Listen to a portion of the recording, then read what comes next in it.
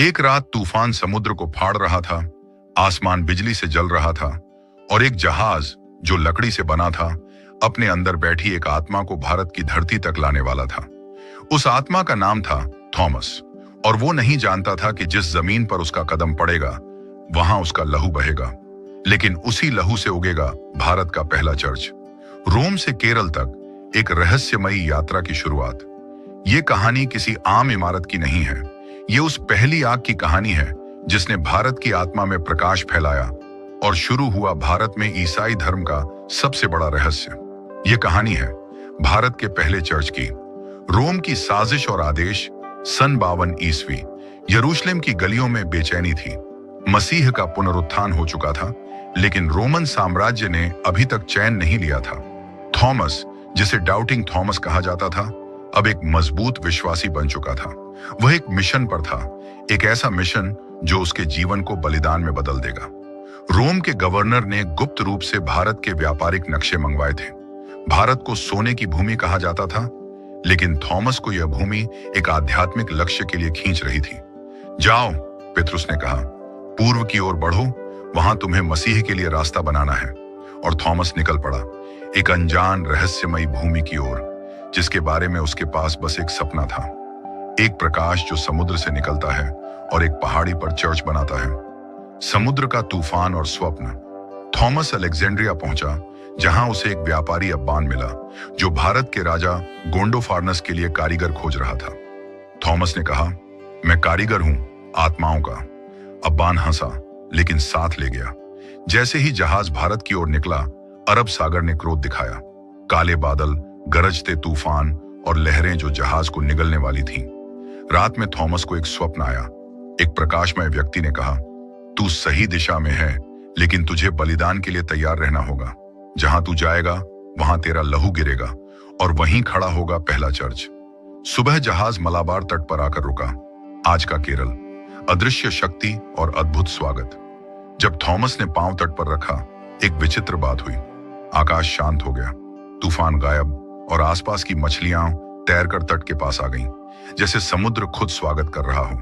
स्थानीय लोग इस अजनबी को देखकर हैरान थे। थॉमस ने स्थानीय भाषा नहीं जानी, लेकिन जैसे ही उसने प्रार्थना की, लोग उसकी ओर खींचे चले आए। वे कुछ समझ तो नहीं पाए, लेकिन उसमें कुछ अलौकिक था।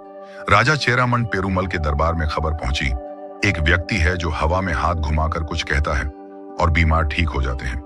राजा ने उसे बुलवाया। दरबार में रहस्य और चमत्कार। थॉमस को दरबार में लाया गया। वहां एक बीमार राजकुमार पड़ा था, जिसका इलाज कोई वैद्य नहीं कर पा रहा था। थॉमस ने प्रार्थना की और राजकुमार उठ बैठा। राजा स्तब्ध रह गया। तू कौन है? राजा ने पूछा। मैं उस प्रभु का सेवक हूं जो मृत्यु से जी उठा, यीशु मसीह। राजा ने कहा, तू मेरी भूमि में रह और जितने चाहो उतने लोगों को अपने प्रभु के बारे में बता। लेकिन यह सब आसान नहीं था। मंदिरों के ब्राह्मण, पुजारी और स्थानीय संतोषी लोग सब विरोध में थे। वे कहते थे, यह विदेशी हमारे देवताओं का अपमान कर रहा है। खतरों का साया और छिपी हुई भविष्यवाणी। एक रात मंदिर के पुजारी आपस में मिले और बोले, यदि यह व्यक्ति यहां रहा तो लोग हमारी बात मानना छोड़ देंगे। इसे खत्म करना होगा। लेकिन उस रात एक अद्भुत घटना घटी। मुख्य पुजारी को सपना आया, जिसमें एक पहाड़ी पर एक सफेद चर्च था और उसके सामने सैकड़ों लोग दीपक जलाए खड़े थे। पुजारी डर कर उठा और थॉमस से मिलने गया। थॉमस ने कहा, तेरा सपना एक भविष्यवाणी है। यहाँ एक चर्च बनेगा और तू चाहे रोक ले, पर कोई रोक नहीं पाएगा। पहले चेलों की नियुक्ति। थॉमस ने कुछ स्थानीय लोगों को प्रशिक्षित किया, जैसे कि हब्बन, कोप्पन और अरुल। उन्होंने बपतिस्मा लिया और यीशु के पहले अनुयायी बने। उन्होंने पहली प्रार्थना सभा समुद्र किनारे एक चट्टान पर की और वहीं उन्होंने एक लकड़ी का छोटा क्रॉस गाड़ा। यहीं से भारत में पहला चर्च बनना शुरू हुआ। रहस्यमयी पत्थर जो आज भी गवाही देता है। थॉमस ने एक चट्टान को चुना, जो बाद में सेंट थॉमस माउंट चिन्नामलाई के नाम से प्रसिद्ध हुआ। वहां उन्होंने कहा, यहां प्रभु का घर बनेगा। जब उन्होंने चट्टान पर खड़ा होकर प्रार्थना की, तो पत्थर पर उनके पांव का निशान खुद ब खुद उभर आया। आज भी वह निशान वहां मौजूद है। जैसे ही थॉमस ने पहला क्रॉस बनाया, आकाश में एक सफेद प्रकाश दिखाई दिया। कुछ देर के लिए पूरा क्षेत्र स्वर्णिम हो गया, लेकिन दूसरी ओर मंदिर के पुजारी एक साजिश रच रहे थे। एक पुजारी बोला, इसका अंत शुरू हो चुका है। अब देखो इसकी आस्था इसे कहां तक बचा पाती है। भाग 2, पग पग पर खतरा, विश्वास के लिए जीवन की बाजी। रात के अंधेरे में मंदिर की गुफा में एक दीपक जल रहा था। 4 साएं झुके हुए थे और एक फुसफुसाती आवाज ने कहा, उसे जिंदा मत छोड़ो, उसका खून इस जमीन पर बहना चाहिए। और दूसरी ओर समुद्र के किनारे थॉमस अपने शिष्यों के साथ घुटनों पर था, प्रार्थना में डूबा हुआ। उसे नहीं पता था कि अगली सुबह उसका जीवन बदलने वाला है और भारत का पहला चर्च एक युद्ध के मैदान में बदलने वाला है। क्रांति की चिंगारी, लोगों का बढ़ता विश्वास। थॉमस की सेवा शुरू हो चुकी थी। उसके शिष्य गांव गांव जाकर यीशु का संदेश दे रहे थे। एक बार जब कोपन ने एक बीमार किसान के सिर पर हाथ रखा और उसके मुंह से निकला, यीशु के नाम में तू चंगा हो, तो वह आदमी सचमुच उठकर चलने लगा। यह दृश्य वहां खड़े सब लोगों की आंखों में एक प्रश्न छोड़ गया, क्या यह सच में ईश्वर का आदमी है? धीरे धीरे आसपास के गांवों में खबर फैलने लगी, एक विदेशी आया है जो बीमार ठीक करता है, जो जीवन की बात करता है और जो मरकर जी उठे हुए प्रभु की बात करता है। मंदिर का कोप, विरोध की शुरुआत। मंदिर के मुख्य पुजारी संपथाचार्य को जब पता चला कि गांवों में लोग मंदिरों से हटकर थॉमस के पास जा रहे हैं, तो उसने सभा बुलाई। अगर यह जारी रहा तो हमारे देवता अपमानित होंगे, लोग बलि देना बंद कर देंगे, दान बंद कर देंगे। यह विदेशी हमारी संस्कृति को नष्ट करने आया है। फैसला हुआ, या तो वह मंदिर में आकर हमारे देवताओं के सामने शीश झुकाए या फिर उसका रास्ता यहीं बंद कर दिया जाए। पहला सामना। जब थॉमस को बुलाया गया, एक दिन थॉमस के पास संदेश आया, मुख्य पुजारी तुझसे मिलना चाहता है, मंदिर आ जा। शिष्यों ने मना किया, लेकिन थॉमस ने कहा, अगर प्रभु की योजना में मेरी मृत्यु भी हो तो मैं डरूंगा नहीं। मंदिर में पहुंचने पर उसे एक सुनसान कमरे में ले जाया गया। वहां पुजारी बोले, अगर तू सच में ईश्वर का आदमी है तो हमें साबित कर। इस मूर्ति के सामने झुक जा और देख तेरी जान बचती है या नहीं।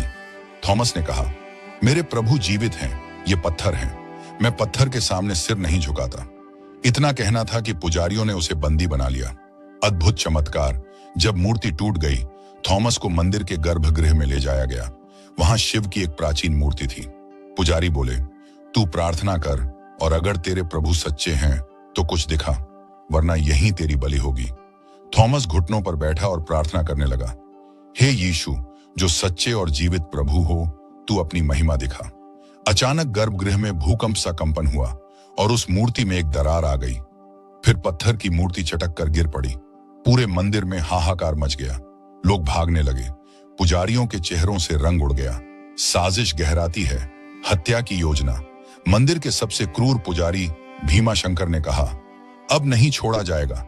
यह आदमी सिर्फ धर्म नहीं, हमारी शक्ति को भी तोड़ रहा है। हमें इसे खत्म करना ही होगा। प्लान बना, एक नकली शिष्य भेजा जाएगा जो थॉमस के सबसे करीबी को खरीद लेगा और फिर सही वक्त पर उसका अंत किया जाएगा। उसी समय थॉमस अपने शिष्यों के साथ पहाड़ी पर एक प्रार्थना सभा की तैयारी कर रहा था। उन्हें पता नहीं था कि अगली रात उनका विश्वास सबसे बड़ी परीक्षा से गुजरने वाला है। विश्वास का युद्ध जब अपने ही बन गए दुश्मन कोपन, जिसे थॉमस सबसे ज्यादा मानता था, उसके पास आया और बोला, गुरु, मंदिर के कुछ पुजारी बदलना चाहते हैं। वे छिपकर आना चाहते हैं। क्या हम एक गुप्त सभा करें? थॉमस ने हामी भर दी। रात को सभा शुरू हुई, लेकिन जैसे ही थॉमस प्रार्थना में झुका, छुपे हुए लोग बाहर निकल आए। उनके हाथों में तलवारें थीं। कोपन की आंखें शर्म से झुक गईं, लेकिन तभी तेज बारिश शुरू हुई। बिजली की गड़गड़ाहट में एक तीव्र प्रकाश चमका। हमलावर डरकर भाग खड़े हुए। थॉमस ने कोपन की ओर देखा। तूने मुझे धोखा दिया, लेकिन मैं तुझे माफ करता हूं। थॉमस की शिक्षा, प्रेम और क्षमा का पाठ। अगले दिन थॉमस ने अपने शिष्यों को इकट्ठा किया और कहा, हम युद्ध नहीं लड़ेंगे, हम प्रेम दिखाएंगे। जो हमें मारना चाहते हैं उन्हें हम माफ करेंगे। अरुल ने पूछा, गुरु, क्या यही मार्ग है जब लोग हमारा खून चाहते हैं? थॉमस बोले, हाँ, मेरा प्रभु भी मारा गया, पर उसने बदला नहीं लिया, उसने प्रेम किया। यही हमारा रास्ता है। अदृश्य संरक्षण। जब एक सिंह ने रक्षा की, एक दिन थॉमस को जंगल में घेरा गया। 4 लोग उसे मारने आए, लेकिन तभी झाड़ियों से एक सिंह निकल आया। उसने हमलावरों पर दहाड़ मारी, लेकिन थॉमस को छुआ तक नहीं। हमलावर भाग गए और थॉमस घुटनों पर गिरकर प्रार्थना करने लगा, हे प्रभु, तूने जंगल के राजा को भेजकर तेरे दास की रक्षा की। इस घटना के बाद जंगल के गांवों में थॉमस को जंगलों का संत कहा जाने लगा। पहला संरक्षित स्थल, गुप्त चर्च की नींव। थॉमस ने देखा कि खुलकर प्रचार अब खतरनाक हो चुका है, इसलिए उसने अपने शिष्यों के साथ मिलकर एक गुफा को सजाया, उसे पत्थरों से ढका और वहां पहली गुप्त सभा की। यह स्थान आज भी मार थोमा केव के नाम से जाना जाता है। यहाँ पहली बार उन्होंने संस्कृत में अनुवाद कर यीशु की 32 शिक्षाएं सुनाई, एक महाशक्ति की भविष्यवाणी। एक रात थॉमस को फिर एक स्वप्न आया। वही प्रकाशमय व्यक्ति दिखाई दिया और बोला, अब समय निकट है, सच्चाई को दबाने की पूरी कोशिश होगी। तेरा खून जरूर गिरेगा, लेकिन उसी जमीन से उठेगा एक ऐसा चर्च जिसे युग भी मिटा नहीं पाएंगे। थॉमस की आंखें खुली और वो चुपचाप पहाड़ी की ओर देखता रहा। भाग 3, सत्य की आग। जब मूर्तियां बोल उठी, जैसे ही सूरज डूबा, एक मंदिर में अंधकार पसरने लगा। पुजारी मूर्ति के सामने दीपक जला ही रहा था कि अचानक मूर्ति की आंखों से रक्त बहने लगा और उसी क्षण एक रहस्यमयी आवाज गूंज उठी, वह जो सत्य को लाया उसका लहू बहाया जाएगा, लेकिन तुम्हारी मूर्तियां अब चुप नहीं रहेंगी। उधर पहाड़ की गुफा में थॉमस एक भविष्यवाणी लिख रहा था और उसने कहा, मेरे खून के हर कतरे से उठेगा एक दीपक और भारत अंधकार से उजाला देखेगा। मिशन का विस्तार पहाड़ों के पार तक। थॉमस अब केरल और तमिलनाडु की सीमाओं को पार कर रहा था। वह पालघर की पहाड़ियों में पहुंचा, जहां जनजातियां ईश्वर के नाम पर बलि देती थीं। थॉमस ने वहां सत्य की सभा नाम से एक प्रार्थना मंडली बनाई। शुरू में लोग डरे, लेकिन जब एक मूक लड़की उसके स्पर्श से बोलने लगी तो पूरा गांव थॉमस को देवदूत कहने लगा। मंदिर में खलबली, रहस्यमयी घटनाएं शुरू। वापस मदुरई के एक मंदिर में पुजारी नंदीवर्मन ने देखा कि मंदिर की मूर्ति रोज रात अपनी दिशा बदल रही है। वह चीखा, यह कोई साधारण संकट नहीं, यह उस विदेशी का प्रभाव है। मूर्तियां अब हमें चेतावनी दे रही हैं। एक रात जब वह पूजा कर रहा था, मूर्ति के मुख से आवाज आई, सत्य को पहचानो वरना पत्थर भी बोल उठेंगे। जनसभा में अद्भुत घटना, पानी में आग। थॉमस ने एक नदी किनारे जनसभा की। वहां हजारों लोग जमा हुए। एक पुजारी चिल्लाया, अगर ये आदमी सच्चा है तो इस पानी में आग जला के दिखाए। थॉमस ने प्रार्थना की और नदी की सतह पर एक जगह तेज प्रकाश चमकने लगा। फिर वहां आग की एक लपट सी उठी और कुछ सेकंड में फिर पानी शांत हो गया। लोग सन्न, पुजारी भयभीत। षड्यंत्र की पराकाष्ठा। थॉमस को दानव घोषित किया गया। राजा के दरबार में पुजारियों ने शिकायत की, यह विदेशी एक मायावी है, यह लोगों को जादू से भ्रमित कर रहा है, इसे देश निकाला दिया जाए। राजा महेंद्र वर्मन ने गुप्तचरों को भेजा। उन्होंने देखा कि थॉमस पहाड़ियों में भूखों को खाना खिला रहा है, बीमारों की सेवा कर रहा है। राजा चौंक गया, यह कैसा मायावी है जो प्रेम सिखाता है। लेकिन पुजारियों ने आखिरी चाल चली, उस पर मंदिर की मूर्ति चोरी करने का झूठा आरोप लगा दो। जब पत्थर बोला, अद्भुत चमत्कार। थॉमस को एक झूठे आरोप में मंदिर लाया गया। उसे मूर्ति के सामने खड़ा किया गया और कहा गया, अगर तू सच्चा है तो यह मूर्ति बोलकर तेरा समर्थन करेगी। थॉमस शांत रहा। उसने आंखें बंद कर प्रार्थना की, हे जीवित प्रभु, तू बोल, क्योंकि ये मूर्ति तो पत्थर है, लेकिन तू हर पत्थर में सत्य भर सकता है। अचानक पूरे मंदिर में कंपन हुआ और मूर्ति के होंठों से धीमी आवाज आई, जो मेरे पास आया वह सत्य लाया, इस पर दोष मत लगाओ। पूरा मंदिर थर्रा उठा। कुछ लोग वहीं रो पड़े। गुप्त भविष्यवाणी, भारत के भाग्य की रेखा। उसी रात थॉमस ने एक भविष्यवाणी की, एक दिन इस धरती पर विदेशी आकर धर्म को फिर से बांटेंगे, लेकिन मेरी ये बात लिख लो, सत्य फिर लौटेगा और यह भूमि जो मेरे खून से सींचने वाली है, वही सबसे बड़ा सत्य का केंद्र बनेगी। शिष्य अरुल ने पूछा, गुरु, क्या आप जाने वाले हैं? थॉमस ने धीरे से कहा, नहीं, अभी नहीं, लेकिन तू लिखता जा, मेरे बाद यह लेखनी ही गवाही देगी। सत्य की यात्रा, एक लुप्त जाति का उद्धार। थॉमस एक ऐसे गांव पहुंचा जिसे लोग शापित क्षेत्र कहते थे। वहां लोगों को कुष्ठ रोग था। सदियों से कोई साधु वहां नहीं गया। थॉमस ने वहां पहुंचकर रोगियों को छुआ और सबसे आश्चर्य की बात, 3 दिन के अंदर 20 रोगियों की चमड़ी साफ हो चुकी थी। इस घटना को आज भी कुछ कोंकण गांवों में थॉमस पर्व के रूप में याद किया जाता है। स्वर्ण क्रॉस का रहस्य। एक दिन थॉमस को एक पुरानी गुफा में एक सुनहरी क्रॉस मिला। उस पर अरामी भाषा में लिखा था, सत्य जहां हो वहीं मैं हूं। थॉमस ने उसे पहाड़ी पर रख दिया और कहा, जिस दिन मेरी मृत्यु होगी यह क्रॉस चमक उठेगा और तब एक नया युग शुरू होगा। अग्नि परीक्षा। जब थॉमस को जलाने की कोशिश हुई, कुछ अंधे भक्तों ने थॉमस को घेर लिया। उन्होंने उसे बांधकर आग लगाने की कोशिश की, लेकिन जैसे ही आग जलाई गई, तेज बारिश शुरू हो गई और उस स्थान पर बिजली गिरी। लेकिन थॉमस को कुछ नहीं हुआ। उन लोगों में से दो ने वहीं घुटनों पर गिरकर कहा, हमने जो किया उसके लिए क्षमा करें। थॉमस ने मुस्कुराकर कहा, प्रेम और क्षमा, यही मेरा उत्तर है। निर्णय का क्षण। राजा महेंद्र वर्मन अब स्वयं भ्रम में था। उसने थॉमस को बुलाया और कहा, तेरे कार्य अद्भुत हैं, पर मेरा राज्य अशांत हो गया है। या तो तू प्रचार बंद कर दे या राज्य छोड़ दे। थॉमस ने कहा, अगर मैं सत्य कहने से रुक जाऊं तो यह जीवन व्यर्थ है। मैं राज्य छोड़ दूंगा, पर अपने प्रभु को नहीं छोड़ूंगा। उसने अपना बस्ता उठाया और समुद्र की ओर निकल पड़ा, और उसी समय उस स्वर्ण क्रॉस से तेज प्रकाश फूटा और एक साया उस पर गिरा। किसी ने दूर से देखा, वो शायद कोई पुजारी था जो अब थॉमस का शिष्य बन चुका था। भाग 4। शहीद का आखिरी संदेश और चर्च का जन्म। खून से। समुद्र की लहरों से टकराता एक थका हुआ पांव, हाथ में एक लकड़ी का क्रॉस और आंखों में वो चमक जो मौत को भी जीवन में बदल दे। थॉमस अब भारत के दक्षिणी छोर पर खड़ा था, पर उसे नहीं पता था कि जिस जमीन पर वह अब खड़ा है, वहीं कुछ दिनों में उसका लहू गिरेगा और वहीं से उठेगा पहला चर्च। एक चर्च जो ईंटों से नहीं, एक शहीद की आत्मा से बना होगा। अंतिम मिशन महांदी का रहस्य। थॉमस अब चेन्नई, पुराना नाम माइलापुर की ओर बढ़ा। यह एक समुद्र तटीय गांव था जहां नाविक, व्यापारी और मूर्ति उपासक रहते थे। यहां एक मंदिर था, कपालेश्वर मंदिर, जो मानव बलि के लिए कुख्यात था। थॉमस को खबर मिली कि एक छोटी बच्ची को बलि चढ़ाया जाना है। वह तुरंत मंदिर पहुंचा। बलि का दृश्य जब समय रुक गया, मंदिर के अंदर बच्ची को बांध दिया गया था। पुजारी तलवार उठाए खड़ा था। हजारों लोग देख रहे थे जैसे यह कोई उत्सव हो। तभी भीड़ को चीरता हुआ थॉमस भीतर आया। थॉमस, रुको, जीवन बलिदान नहीं मांगता, प्रेम मांगता है। पुजारी, तू फिर आया? क्या तू मृत्यु से नहीं डरता? थॉमस ने बच्ची को छुड़ाया। पुजारी ने तलवार उसकी ओर फेंकी, लेकिन तलवार हवा में थम गई, जैसे किसी अदृश्य शक्ति ने रोक लिया हो। लोग डर गए।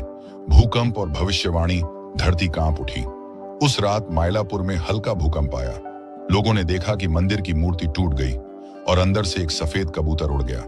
थॉमस ने कहा, प्रभु कहता है, यहां सत्य का मंदिर बनेगा, नाश होकर फिर निर्माण होगा। जहां खून गिरेगा वहीं अमृता उपजेगी। यह उसकी भविष्यवाणी थी, जो इतिहास बनने वाली थी। गुप्त शत्रु, राजा के पुत्र की साजिश। राजकुमार नरसिंह थॉमस से नफरत करता था। वह कहता था, यह विदेशी हमारी परंपरा मिटा देगा। उसने योजना बनाई, उसे मारकर समुद्र में फेंक दो, लेकिन ऐसे कि कोई जाने नहीं। 4 सैनिकों को नियुक्त किया गया। अंतिम प्रार्थना पहाड़ी की चोटी पर। थॉमस हर सुबह एक पहाड़ी, आज का सेंट थॉमस माउंट, पर प्रार्थना करता था। एक दिन जब वह आंखें बंद कर प्रार्थना कर रहा था, पीछे से 4 सैनिकों ने उस पर भालों से वार किया। पहला भाला उसकी पीठ में लगा, दूसरा भाला उसके सीने के पास। लेकिन थॉमस का चेहरा शांत था। वह कह रहा था, हे प्रभु, इन्हें क्षमा कर, ये नहीं जानते कि ये क्या कर रहे हैं। उसकी सांसें धीमी होने लगी, पर होंठों पर अंतिम शब्द थे, अब समय है चर्च के जन्म का। चमत्कार, लहू से बना क्रॉस। थॉमस का शरीर वहीं गिरा। जहां उसका खून गिरा, वहां मिट्टी लाल नहीं, सुनहरी हो गई। शिष्य अरुल और कुछ मछुआरे वहां पहुंचे। उन्होंने देखा कि थॉमस के खून से एक स्वर्णिम क्रॉस आकार लेने लगा। अरुल ने वह मिट्टी समेटी और कहा, यही हमारी नींव होगी, यही पहला चर्च बनेगा। पहला चर्च खून, पत्थर और प्रार्थना से। अरुल और अन्य शिष्यों ने मिलकर वहीं एक छोटा प्रार्थना गृह बनाया, जिसमें कोई मूर्ति नहीं थी, बस एक लकड़ी का क्रॉस और एक दीपक। उन्होंने उस स्थान को कहा, मरण पोकू, जहां मृत्यु जीवन देती है। यही आज सेंट थॉमस माउंट है। यह भारत का पहला चर्च बना। कोई घंटा घर नहीं, कोई भव्यता नहीं, बस एक कहानी, एक बलिदान और एक परम सत्य। सत्य की लौ फैलती गई। थॉमस की मृत्यु से पहले जो बीज बोया गया था, वह अब वृक्ष बन रहा था। मलयाली लोगों ने अपने बच्चों के नाम थोमा रखे। मछुआरे उसे समुद्र का संत कहने लगे। व्यापारी उसके कथनों को ताड़पत्रों पर लिखने लगे। एक लहर उठी जो केरल से शुरू होकर भारत के कोने कोने तक फैलने लगी। राजकुमार की सजा जब न्याय हुआ, नृसिंह को अचानक चेचक हो गई। उसने पुजारी से कहा, मुझे बचाओ। पुजारी ने उत्तर दिया, तूने जिसे मारा उसी से अब बचाव की उम्मीद रखता है? नृसिंह ने रोते हुए कहा, मुझे थॉमस के चर्च ले चलो। अरुल ने उसे क्षमा किया और उस पर तेल लगाया। चमत्कार, अगले दिन वह ठीक हो गया। उसने राज्य के उत्तराधिकारी बनने से इनकार कर दिया और यायावर बन गया। जब स्वर्ण क्रॉस फिर चमका, 20 वर्षों बाद एक रोम से आया यात्री फादर पेनक्राटियस भारत पहुंचा। उसने अरुल से थॉमस की कथा सुनी। वह उस स्थान पर पहुंचा जहां थॉमस की समाधि थी। जैसे ही उसने हाथ रखा, वहीं का पुराना स्वर्ण क्रॉस फिर चमक उठा। उसी समय दूर पहाड़ी पर एक किरण गिरी, जैसे ईश्वर ने कहा हो, सत्य कभी मरता नहीं। भाग 5। जब सम्राटों ने घुटने टेके और भारत ने स्वीकारा अपना पहला चर्च, एक विदेशी जिसका ना खून यहां का था, न भाषा, न वेशभूषा, लेकिन उसने इस मिट्टी को अपना लहू दे दिया और उस लहू से उगा एक ऐसा चर्च जिसे मिटाने कई आए, लेकिन हर बार वो और ऊंचा उठा। अब समय था भारत के सम्राटों का, जो अब तक सिंहासन पर थे, घुटनों पर झुकने वाले थे, उस सत्य के आगे जिसे कभी उन्होंने पराया समझा था।